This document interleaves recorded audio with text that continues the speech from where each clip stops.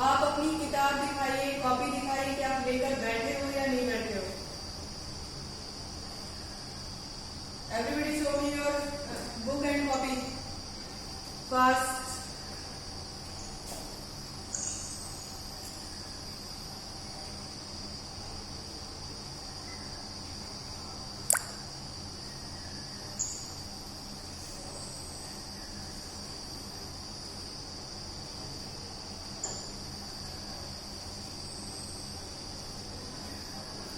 Excuse me, ma'am. Yes. Now I'm studying with the help of PDF.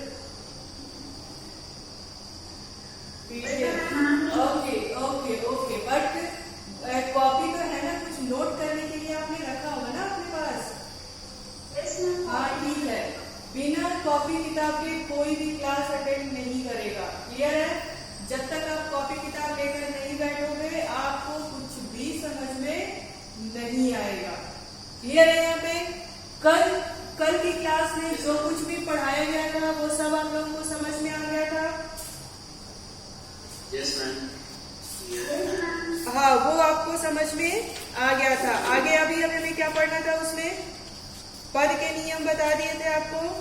ठीक है, आज हम लोग जो उसका शब्द और पद में अंतर है ये सब देखेंगे। ठीक है, फिर अभ्यास कार्य करेंगे ताकि आपकी चीजें एकदम से क्लियर हो जाए। क्लियर है?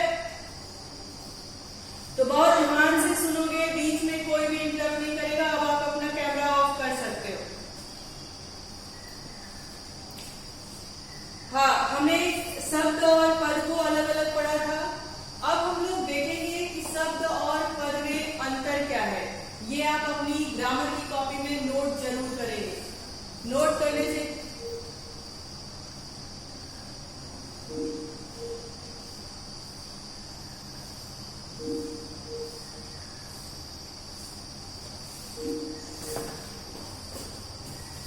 फिर से सुनिए। तो कल शब्द को अलग से समझे थे कि शब्द किसे कहते हैं और पद को समझे थे कि पद किसे कहते हैं। अब हम आएंगे कंक्लूजन पे कि शब्द और पद में अंतर क्या होता है। ठीक है, देखिए शब्द क्या है, मूल रूप है।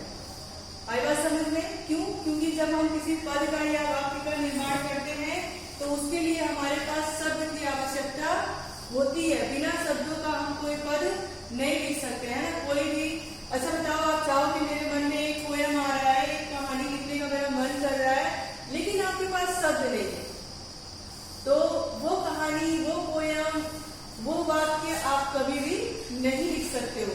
इसीलिए कहता है कि शब्द क्या है, मूल रूप है। उसके बाद पद क्या है, पद वाक्य में प्रयुक्त रूप है। पद क्या है, उसी छोटे छोटे शब्दों से मिलकर पद, और वही जब एक बड़ा वाक्य बनाता है उसी में प्रयुक्त उसका एक रूप है।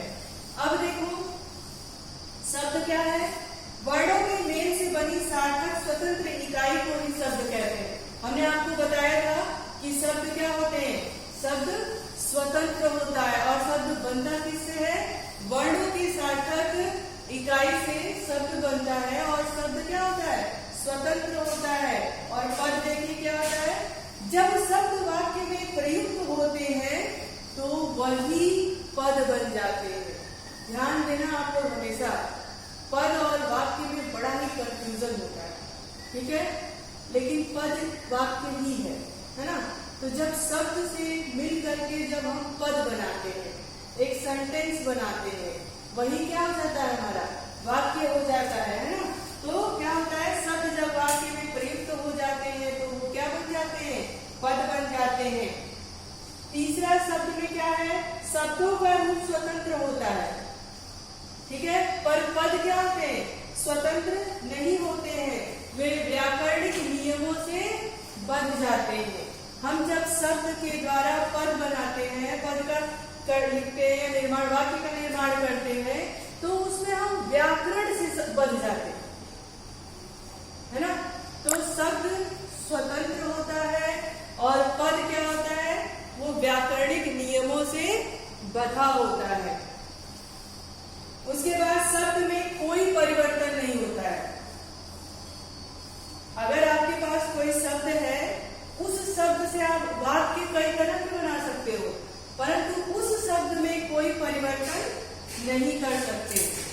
ठीक है।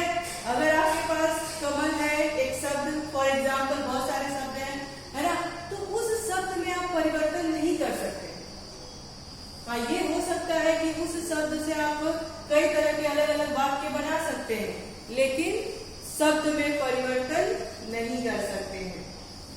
पद स्वतंत्र रचना नहीं है, वे व्याकरण के नियमों में बताया। अब देखो पद क्या कहता है, यहाँ पे एक तरफ तो कह रहा है कि शब्द में कोई परिवर्तन नहीं होता है, और पद में क्या कहता है, पद वाक्य की आवश्यकता अनुसार बदलता रहता है। पद क्या होता है, वाक्य के आवश्यकता के अनुसार वो बदलता है।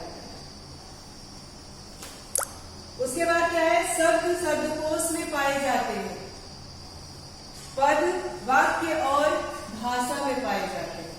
पहला और पांचवा अंतर क्या है कि शब्द शब्दकोश, शब्दकोश को इंग्लिश में क्या कहते हैं बच्चों?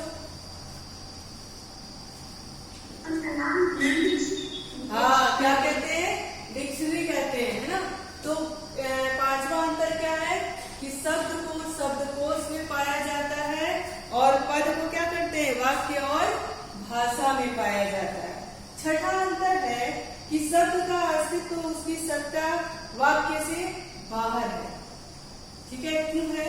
अब एक शब्द आपने ले लिया, जब तक वो वाक्य में नहीं है तब तक उसका अस्तित्व है, लेकिन जैसे ही वो पद में जाता है तो क्या हो जाता है, वो पद के अनुसार कार्य उसमें काम होने लगता है ना।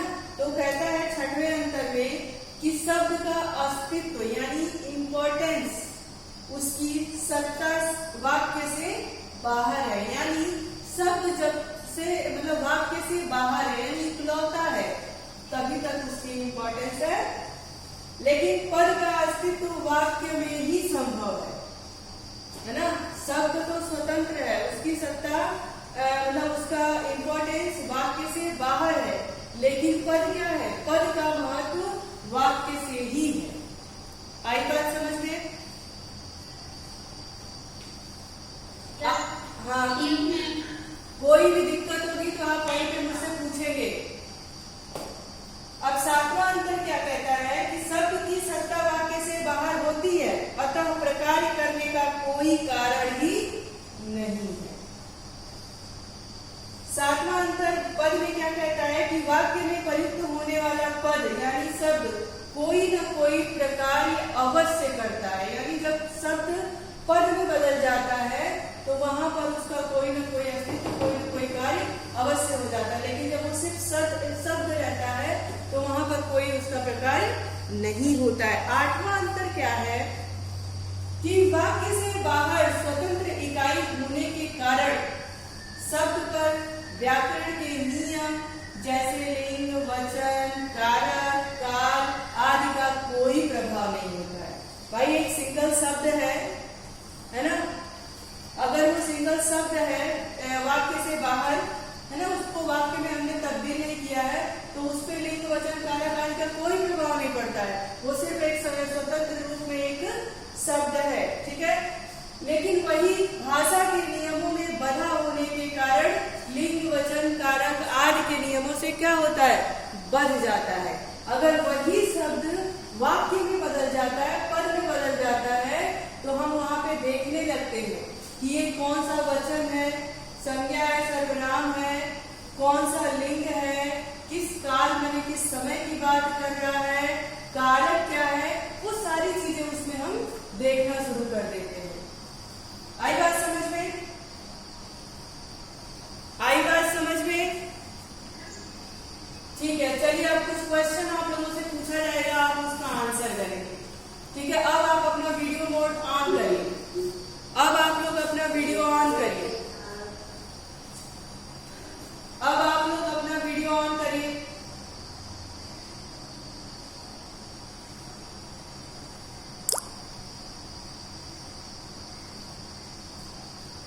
कैमरा ऑन करिए। चलिए, इसलिए आप बताइए कि शब्द और पद में क्या क्या अंतर है। ठीक है, तो एक अंतर नहीं, 2 से 3 अंतर को आप बताएंगे। बताइए, शब्द और पद में है। श्रेया,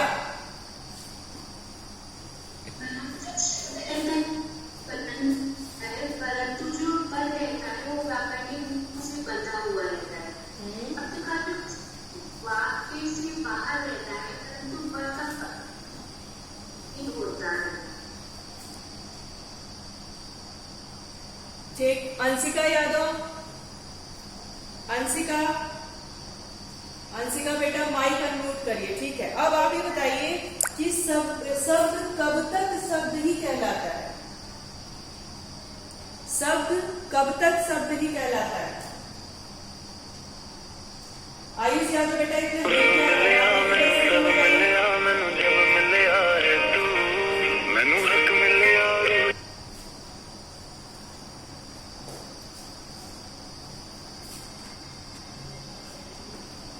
हाँ बताइए अंशिका, शब्द कब तक शब्द ही कहलाता है?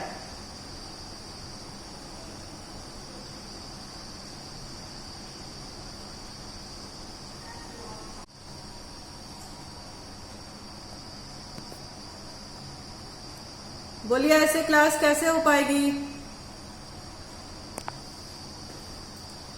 अगर आप लोग 9th में आके क्लास 9th में ऐसी वाली लापरवाही करेंगे तो काम नहीं चलेगा बच्चों।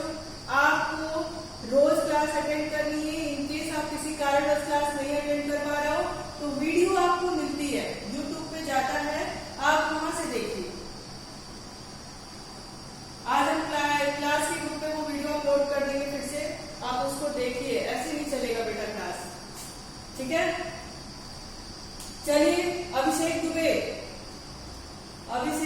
अभिषेक आपके क्लास के न्यू स्टूडेंट हैं और इनको सभी लोग आप लोग कोऑपरेट करिएगा। अगर ये कोई सिलेबस पूछते हैं, बुक पूछते हैं, जो भी, ठीक है, तो आप इनको कोऑपरेट करिएगा। हाँ अभिषेक, आप बताइए कि शब्द कब तक शब्द ही रहता है?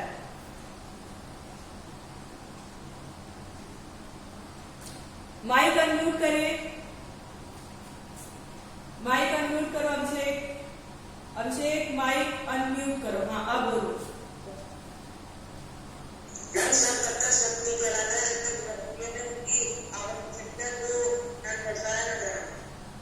नहीं, ये नहीं, क्वेश्चन मेरा है कि शब्द कब तक शब्द कहलाता है? इसका उत्तर होगा कि जब तक वो पद में नहीं बदल जाता। भाई शब्द कब तक शब्द कहलाता है? जब तक कि हम उसको पद में नहीं तब्दील कर देते, उससे कोई सेंटेंस नहीं बना देते, तब तक वो एक लौता शब्द होता है ना। हाँ, जब तक उसका कोई प्रयोग ना हो, जब तक उसका कोई प्रकार ना हो, तब तक वो क्या कहलाता है? शब्द कहलाता है। ठीक, चलिए अब सिमरजोत बताएंगे कि पद बनाने के नियम क्या है। चलिए आप बताइए, पद किसे कहते हैं?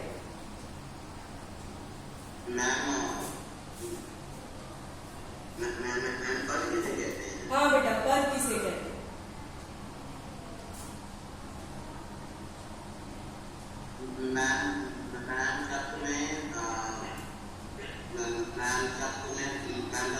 होने वाले शब्दों को पद कहते हैं। यानी ये तो नियम की बात हो गई, ये तो हम नियम की बात कर दिए। हमने एक सिंपल सा क्वेश्चन पूछा था कि पद किसे कहते हैं, तो क्या है? शब्दों के सार्थक मेल को ही हम क्या कहते हैं? पद कहते हैं। अगर अंतर आपसे पूछा जाएगा, हाँ बताइए।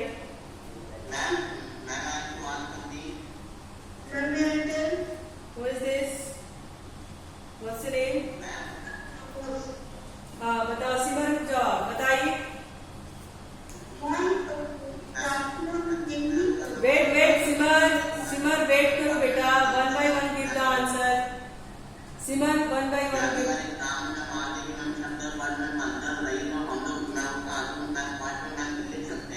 हाँ बिल्कुल लिख सकते हो, ये तो लिखना ही है, तो मैंने बताया है आपको कि आप कॉपी में लिखेंगे, और जब तक आप कॉपी में नहीं लिखेंगे आप बुक से कुछ नहीं पढ़ सकते, है ना। जब आप अपने हाथ से कॉपी में लिख लेंगे तब वो आपके माइंड में सेट हो जाएगा, और जब तक सिर्फ मुझे सुनेंगे और बुक में देखेंगे कुछ भी सेट नहीं होगा। जब आप लिखोगे उसको तब बिल्कुल ध्यान में आ जाएगा कि हमें क्या करना है, किस प्रश्न का कैसा उत्तर देना है, तभी समझ में आएगा। बुक से कुछ नहीं समझ में आएगा आपको। ग्रामर पढ़ने के लिए आपको उसको लिखना पड़ेगा। क्लियर है? चलिए अब बताएंगे हमें, हाँ तनु सिंह, तनु यस मैम। ये बताइए कि वर्डों के सार्थक, रिक्त स्थान है, कि वर्डों के सार्थक डैश को कहते हैं, क्या कहते हैं? मैम क्वेश्चन रिपीट कर दीजिए। वर्डों के सार्थक डैश को डैश कहते हैं क्या? मैम वर्णों के सार्थक समूह को पद कहते हैं। वर्डों के सार्थक समूह को क्या कहते हैं? शब्द। शब्द कहते हैं। गुड। चलिए अब आप बताएंगे, कल हमने बताया था आपको कि रेखांकित में हम कैसे पहचानेंगे। तो क्वेश्चन है कि निम्नलिखित रेखांकित पद है या शब्द बताइए। सीमा बहुत सुंदर है। अब सीमा के अंदर, सीमा के नीचे एक अंडरलाइन दिया हुआ है, तो सीमा क्या है? कौन सा पद है? इसमें सिर्फ शब्द और पद की बात किया है। तो सीमा शब्द के नीचे अंडरलाइन किया हुआ गया है, तो सीमा क्या है?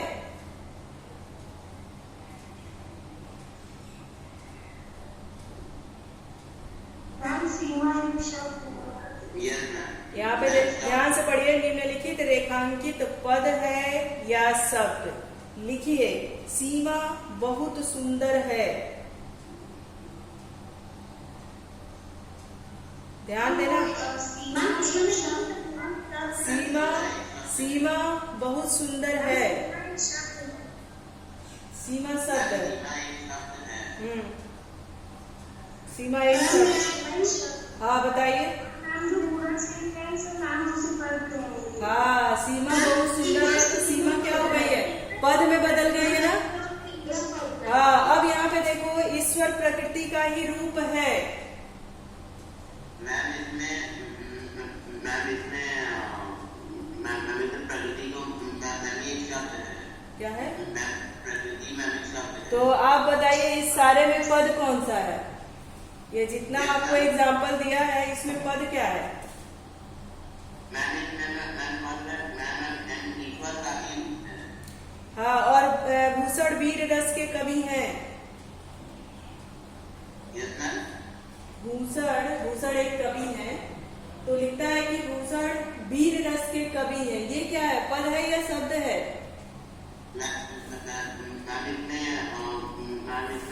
वीर वर्णन शब्द है और भूषण रस के कवि पद है। पद है, ठीक है। चलिए यहाँ तक आपने समझ लिया। कल हमने एक चीज और बताई थी अविकारी से, कि अविकारी में परिवर्तन नहीं होता है, और जब कोई सेंटेंस, कोई वाक्य आपके सामने आए और उसके नीचे अंडरलाइन हो, रेखांकित हो, और क्वेश्चन पूछे कि रेखांकित शब्द बताइए क्या, कौन सा पद है। तो अब देखो, आप इसमें दिया है कि घर में एक कुत्ता रहता है, ठीक है, और प्रश्न है कि निम्नलिखित रेखांकित पदों के नाम लिखिए। तो कुत्ता क्या है? कौन सा पद है? कुत्ता कौन सा पद है? कल हमने बताया था। श्रेया, कुत्ता कौन सा पद है? संज्ञा पद है। क्योंकि किसी भी व्यक्ति, विशेष, स्थान आदि के नाम को क्या कहते हैं? संज्ञा कहते हैं। दूसरा है हमारा उसे यहाँ बुलाओ। उसे कौन सा पद है? सर्वनाम पद। Very good. चलिए, कछुआ धीरे धीरे चल रहा है। अब धीरे धीरे आप बताइए कि ये कौन सा पद है? क्रिया विशेषण है, और क्रिया विशेषण हमारा क्या है? विकारी शब्द है या अविकारी शब्द है? अविकारी शब्द है। अविकारी शब्द में किसी प्रकार का कोई परिवर्तन नहीं होता है। चलिए अब देखिए, वह स्कूल से अभी अभी लौटा है। ये अभी अभी क्या है? जॉनी बताएंगी, जॉनी कुमारी। हाँ, अब बताइए कि वह स्कूल से अभी अभी लौटा है। ये अभी अभी क्या है? कौन सा पद है? क्रिया विशेषण पद है, अविकारी है। इसमें कोई अगर मान लीजिए कि मैंने इसी वाक्य में अभी अभी पर नहीं सिर्फ वह पर अगर अंडरलाइन किया होता तो क्या होता? वो कौन सा पद कहलाता? नहीं, पद बताइए। विकारी शब्द तो है पर पद कौन सा है? वह। क्यों? संज्ञा की परिभाषा क्या होती है? नहीं, जॉनी बताएंगे बेटा। संज्ञा की परिभाषा क्या होती है?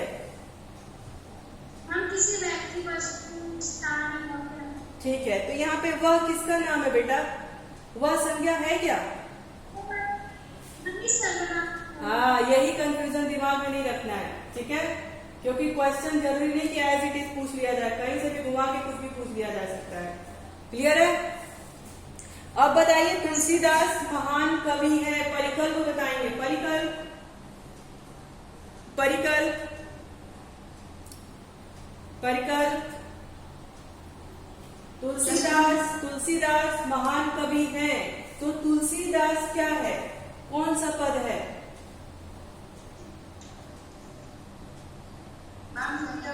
संज्ञा पद है। कैसे आपने समझा कि संज्ञा पद है? क्योंकि इसमें कवि का नाम बताया है। हाँ, बिल्कुल बिल्कुल, यहाँ पे नाम बताया जा रहा है, इसलिए क्या है? संज्ञा पद है। एक्सीलेंट। चलिए, भारत प्राचीन देश है।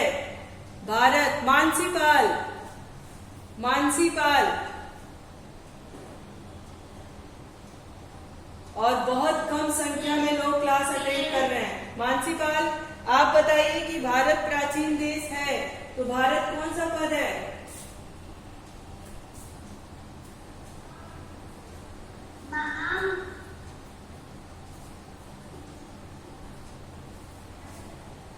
बोलिए, भारत क्या है? कौन सा पद है?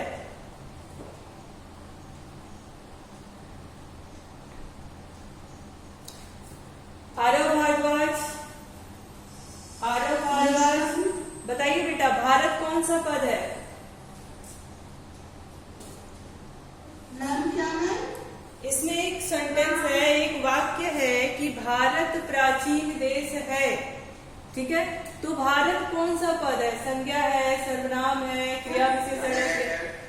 नो, नहीं, अर्णव भारद्वाज बताएंगे। आरव भारद्वाज नहीं, आरव। मानसी जवाब कौन सा है पद? आरव बताएंगे कौन सा पद है ये? संज्ञा पद है। बेटा, आपको कैसे लगा कि ये संज्ञा पद है? भारत एक संज्ञा है। संज्ञा है। संज्ञा की परिभाषा क्या है बेटा? मैम, संज्ञा होता है नाम। संज्ञा होते हैं नाम। नाम जैसे नाम नहीं, वो तो ठीक है, ये अंडरस्टूड है कि आपको संज्ञा समझ में आता है। लेकिन अगर आपसे कोई पूछे कि संज्ञा की परिभाषा बताइए, तो आप क्या बताओगे उसको? कैसे बताओगे? व्यक्ति, वस्तु, जाति, भाव का नाम संज्ञा। हाँ, किसी भी व्यक्ति, वस्तु, स्थान आदि के नाम को हम क्या कहते हैं? संज्ञा कहते हैं। हाँ, एक चीज और ध्यान रखना सभी लोग कि आपको सारी चीजों का परिभाषा आना चाहिए। अगर आप परिभाषा नहीं समझोगे तब आप आंसर नहीं दे पाओगे, हमेशा आपका आंसर गलत होगा। चलिए, आरजू, आरजू आप बताइए, वह क्या खाता है? वह क्या है? आरजू आंसर देंगी। सर्वनाम है। ठीक है, सर्वनाम की परिभाषा बताइए। संज्ञा के स्थान पर प्रयुक्त शब्द सर्वनाम कहलाते हैं। संज्ञा के स्थान पर प्रयुक्त शब्द सर्वनाम कहलाते हैं। गुड। चलिए, अब बताएंगे अदिति, अदिति, अदिति अहलावत। बेटा, ये अदिति अहलावत है या रौनक है? क्या नाम है आपका? तो आप अपने नाम को एडिट करिए क्लास में और रौनक ही रखिए, ठीक है? नहीं तो इससे कंफ्यूजन होगा। हाँ बच्चों, एक चीज और, जो भी बच्चा क्लास में 9th A और C का है, आप अपने क्लास ग्रुप में, व्हाट्सएप ग्रुप में, अगर आपका कोई 2 कांटेक्ट नंबर है, आप उसको एक रिमूव कर दीजिए और जिससे पढ़ाई करते हैं सिर्फ उसी नंबर को रखिए, नहीं तो आपकी स्ट्रेंथ में बहुत कंफ्यूजन हो जाती है। ठीक है, चलिए अब देखिए, परिश्रम के बिना सफलता नहीं मिलती। आदित्य, रौनक बताएंगी। रौनक, परिश्रम के बिना सफलता नहीं मिलती, ये परिश्रम क्या है, कौन सा पद है? मैम ये संज्ञा है, क्योंकि परिश्रम एक भाव है। परिश्रम क्या है? एक भाव है। ठीक, श्रेया, श्रेया, श्रेया सिंह। रौनक ने कहा कि परिश्रम एक भाव है, क्या सही है? तो मुझे लगता है परिश्रम क्रिया है। परिश्रम क्या है? परिश्रम के बिना, परिश्रम के बिना सफलता नहीं मिलती। यहाँ पे भाव क्या होता है? भाव कैसे समझोगे कि ये भाव है? देखो, परिश्रम यानी मेहनत, यानी कड़ी मेहनत, तो हम कुछ कर रहे हैं ना, पढ़ने में हम क्या कर रहे हैं? परिश्रम कर रहे हैं। यहाँ पे कर्म हो रहा है या नहीं हो रहा है? Yes ma'am. तो क्या होना चाहिए? क्रिया। ऐसी छोटी छोटी चीजों से थोड़ा सा दिक्कत होता है, इसीलिए इसको समझा जाता है। ठीक है, श्रेया, श्रेया, श्रेया, आप ये बताइए कि भाव किसे कहते हैं?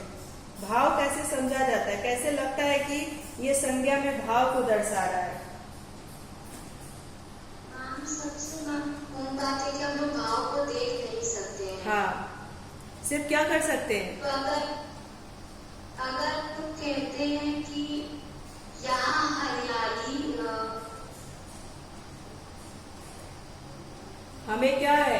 हमें बहुत दुख है, दर्द है, पीड़ा है, हमसे चला नहीं जाता, हमसे खाया नहीं जाता, आज मैं बहुत प्रसन्न हूँ, खुश हूँ, ये सब क्या है? क्या है ये? भाव है ना? तो आप किसी की पीड़ा को देख सकते हो क्या?